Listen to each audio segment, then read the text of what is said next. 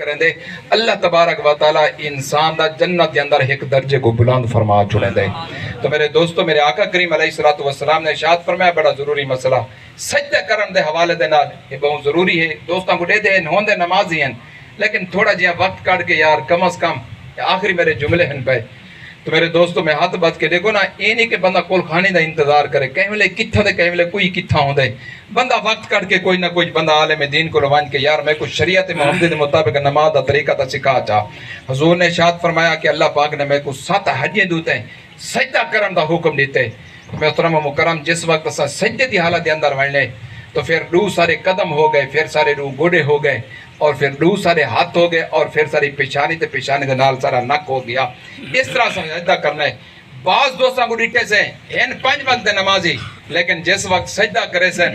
پیران دے رکھن دا جو شریعت نے حکم فرمایا، جو میرے حضور نے ارشاد فرمایا کہ پھر اندے ہوتے اس طرح پیر نہیں رکھ دے، پیران کو پٹھا کر کے رکھی پہ ہوندن، یعنی پیران دا اتلا پاسا جیڑی پیر دی کنڈ ہوندی ہے زمین دوتے ٹچ کی دی پہ ہوندن۔ حالانکہ شریعت محمدی دے مطابق جو حضور نے ارشاد فرمایا، جو حدیث پاک دے اندر آئے، اساں پہلے دا تلویاں جڑا ہے پیریں دا انگلیاں یہ تلے دبا کے اور پیریں دے اگلے پنجے جس وسارے زمین دے نال متصل ہو سن، اس طرح جڑے ویلے اسا سجدہ کرسو تب سارا سجدہ جائز ہوسی شریعت محمدی دے مطابق۔ اگر اسا پیریں دے اتلا پاسا یعنی پیر دی کنڈ سارے انگلی دا کنڈ اگر زمین دے لگ دی پہ اس طرح شریعت محمدی دے مطابق ایسا سجدہ جائز نہیں ہے۔ تو یہ میرے دوستو بڑا ضروری مسئلہ، جس وقت مسجد دے اندر آؤں پھر سا کو صف دا بھی خیال کرنا چاہیے کہ جڑے ویلے صف اگر اگلی صفحہ دوری کھڑی ہے اسا پکھے دی ہوا جھلن واسطے پیچھو کھڑ وینے ہیں، صف کو مکمل نہیں کریں دے۔ میرے آقا نے فرمایا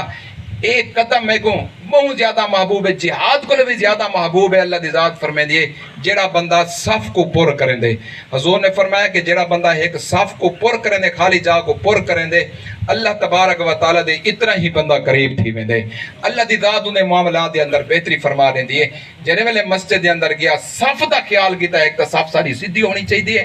اور پہلے اگلی جگہ کو پور کرنا چاہیے، پکھے دی ہوا واسطے پیچھا نہیں کھڑ بڑھنا چاہیے، صف کو دوری چھوڑ کے یہ شریعت دے اندر منع ہے۔ صف سدھی ہوئے، بعض اوقات ایسا ہوندے کہ ایک پاسو پکا چلتا کھڑا ہوندے، امام دے لمحے پاسو 50 بندہ بیٹھے ہوندے، اوپے پاسو 2 بندے بیٹھے ہوندے۔